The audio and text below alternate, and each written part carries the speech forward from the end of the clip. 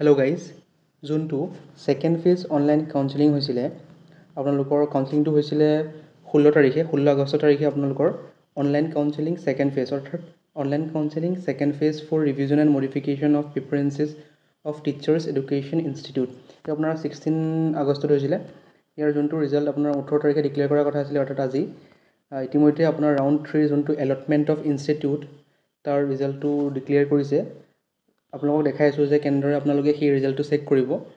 গতিকে ভিডিঅ'টো শেষলৈকে চাওক। যদিহে নতুন হয় তেন্তে চেনেলটো ছাবস্ক্ৰাইব কৰি দিব, এটা লাইক কৰি দিব। গতিকে আহক আমি ভিডিঅ'টো আৰম্ভ কৰোঁ। আপোনালোকে কেনেদৰে আপোনালোকৰ ৰিজাল্টটো চেক কৰিব। আপোনালোকে ৰিজাল্টটো চেক কৰিবৰ কাৰণে যোনটো অফিচিয়েল ৱেবছাইট scrtpet.co.in সেইটোত আহিব লাগিব। ইয়াত অহাৰ পিছত এনেকুৱা ধৰণৰ ইণ্টাৰফেচ এটা অ'পেন হ'ব। তাৰপাছত আপোনালোকে স্ক্ৰল কৰিব। স্ক্ৰল কৰিলে লাষ্টত দেখা পাব result of allotment of round 3 is live নাও। এইটোত আপোনালোকে যোনটো ক্লিক হেয়াৰ টু চেক আছে সেইটো ক্লিক কৰিব। ক্লিক কৰাৰ পাছত আপোনালোকৰ এটা এনেকুৱা ধৰণৰ ইণ্টাৰফেচ খোল খাব। ইয়াত আপোনালোকৰ যোনটো ফোন নাম্বাৰ দি ৰেজিষ্টাৰ কৰিছিলে সেই ফোন নাম্বাৰ আৰু ডেট অফ বাৰ্থ দি পেলাই আপোনালোকে নিজৰ ৰিজাল্টটো চেক কৰিব পাৰিব, বা আপোনালোকৰ কোনখন ইনষ্টিটিউট এলট হৈছে সেইটো আপোনালোকে চাব পাৰিব। গতিকে আপোনালোকে যদি চোৱা নাই এতিয়ালৈকে চাই লওক। আপোনালোকৰ ৰিজাল্টটো চেক কৰিবৰ কাৰণে মই যেনেকৈ ক'লোঁ যে লগইনত গৈ ফোন নাম্বাৰ আৰু আপোনালোকৰ ডেট অফ বাৰ্থ মাৰি পেলাই ছাবমিট কৰি আপোনালোকে চেক কৰিব পাৰিব। আপোনালোকক মই ভালদৰে দেখাই আছোঁ কেনেদৰে আপোনালোকে চেক কৰিব। আপোনালোকে আপোনালোকৰ ফোন নাম্বাৰ আৰু ডেট অফ বাৰ্থ দিব। ছাবমিট যোনটো ইয়াত দেখিছে ছাবমিটটো ক্লিক কৰিব। তাৰপিছত আপোনালোকৰ সন্মুখত এনেকুৱা ধৰণৰ এটা পেজ অ'পেন হ'ব, য'ত আপোনালোকৰ সকলোবোৰ ডিটেইলছ থাকিব। আপোনালোকৰ নাম থাকিব, আপোনালোকৰ ডিষ্ট্ৰিক্ট থাকিব, কোন ডিষ্ট্ৰিক্টৰ পৰা আপোনালোক হয় সেই সকলোবোৰ থাকিব, মাৰ্কছ কিমান পাইছিলে সকলোবোৰ থাকিব। আৰু ইয়াৰ তলতে যদিহে আপোনালোকৰ কোনোবা ইনষ্টিটিউট এলট হয় তেন্তে ইয়াত আপোনালোকৰ থাকিব কংগ্ৰেচুলেশ্যনছ বুলি ইয়াত থাকিব, আৰু আপোনালোকৰ কোনখন ইনষ্টিটিউট এলটেড হৈছে সেই ইনষ্টিটিউটৰ নামটো থাকিব, আৰু প্ৰিফাৰেঞ্চ আপোনালোকে কিমান নম্বৰ দিছিলে সেই ইনষ্টিটিউটখন থাকিব। আৰু ইয়াত আপোনালোকৰ যোনটো ডাউনলোড বুলি অপশ্যন আছে এলটমেণ্ট লেটাৰ, সেইটো আপোনালোকে ডাউনলোড কৰিব পাৰিব। সেইটো ডাউনলোড কৰি আপোনালোকে এডমিশ্যন য'ত আপোনালোকৰ এলটেড হৈছে সেই এলট হোৱা ইনষ্টিটিউটত গৈ পেলাই এই যোনখন এলটমেণ্ট লেটাৰ সেইটো আপোনালোকে দেখাব লাগিব। আপোনালোকক মই দেখাই আছোঁ যে আপোনালোকৰ এলটমেণ্ট লেটাৰটো কেনেকুৱা ধৰণৰ হয়।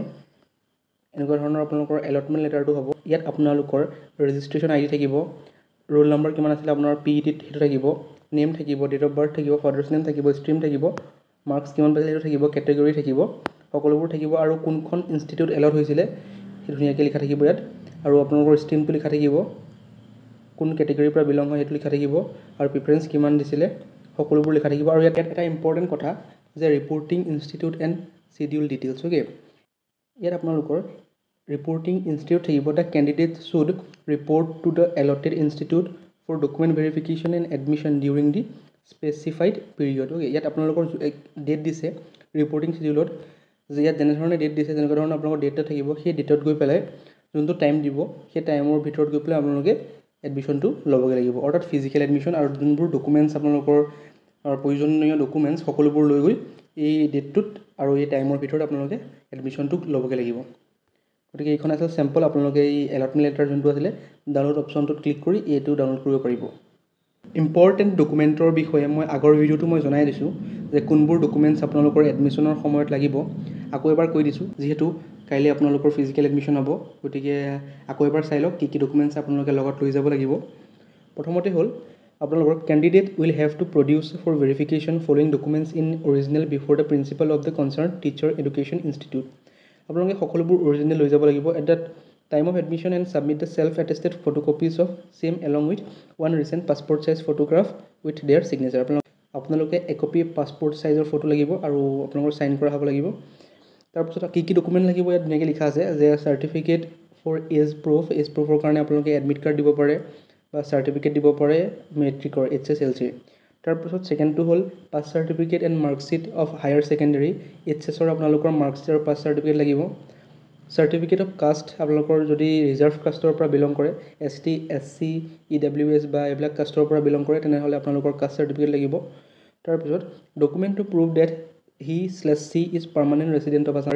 এইটো কাৰণে আপোনালোকে ভোটাৰ কাৰ্ড দিব পাৰে, আৰু যদি আপোনালোকৰ PRC আছে সেই PRC দিব পাৰে। লাষ্ট হ'ল person with disability and EWS certificate. যদি আপোনালোকৰ PWD বা EWSৰ চাৰ্টিফিকেট আছে তেন্তে আপোনালোকে সেইটো প্ৰডিউচ কৰিব পাৰে, কিন্তু এই সকলোবোৰ আপোনালোকে অৰিজিনেল নিব লাগিব আৰু লগত একপি ফটোকপিছো লৈ যাব লাগিব। All the candidates have to submit their undertaking to the principals of the concerned TEIs with their signature as follows. Okay, আপোনালোকে এই যোনটো আণ্ডাৰটেকিঙৰ ফৰ্মেট দিয়া আছে এই আণ্ডাৰটেকিংটো আপোনালোকে বনাই কৰি লৈ যাব লাগিব 100 টকাৰ ষ্টাম্প পেপাৰত। গতিকে এই আণ্ডাৰটেকিংটো ধুনীয়াকৈ কপি কৰি ল'ব, কপি কৰি পেলাই আপোনালোকে 100 টকাৰ ষ্টাম্প পেপাৰত আপোনালোকে দিব লাগিব।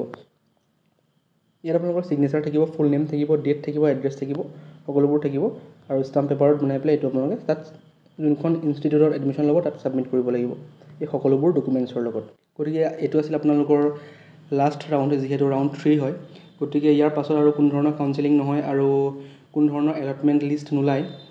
যদিহে ইয়াৰ পাছত যিসকলৰ এডমিশ্যন এতিয়া হ'ব, এলটমেণ্ট লেটাৰ পোৱাৰ পিছত যিসকলে এডমিশ্যন ল'ব, তাৰপিছত যদি কিবা ভেকেঞ্চিছ ৰৈ যায় প্ৰাইভেট বা গভটত, তেনেহ'লে আপোনালোকৰ SCERTয়ে যোনটো স্পট এডমিশ্যনৰ ব্যৱস্থাটো কৰিব পাৰে বা স্পট এডমিশ্যনটো কণ্ডাক্ট কৰিব পাৰে। এইটো ভেকেঞ্চিৰ ওপৰত ডিপেণ্ড কৰিব যে আফটাৰ ৰাউণ্ড 3 এডমিশ্যন কিমানটা ছিট খালী হৈ গৈছে বা কিমানটা ছিট খালী হৈ আছে প্ৰাইভেটত নে গভমেণ্টত, সকলোবোৰ মিলাই পেলাই যদিহে বেছিকৈ ছিট খালী ৰয় তেতিয়া আপোনালোকৰ স্পট এডমিশ্যনৰ এটা ন'টিচ পাব্লিছ কৰিব SCERTয়ে বা যোনখন ইনষ্টিটিউটত সেই ছিটবোৰ থাকে সেই ইনষ্টিটিউটে এখন লিষ্ট পাব্লিছ কৰিব স্পট এডমিশ্যনৰ কাৰণে আৰু তাত ডেট মেনশ্যন কৰা থাকিব, টাইম মেনশ্যন কৰা থাকিব।